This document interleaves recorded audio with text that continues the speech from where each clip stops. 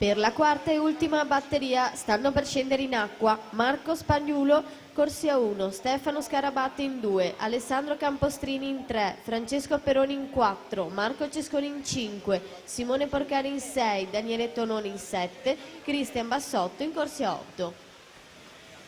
In acqua la batteria numero 3, penultima, Tommaso Trentin 25,39. Filippo Sbrissa 25,89, Leonardo Vendrame 25,90.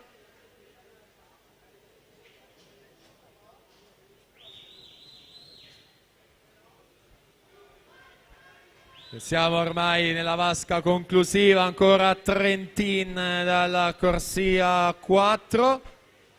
52,66 va il comando della classifica, Filippo Sbrissa 53,41 al momento in terza posizione.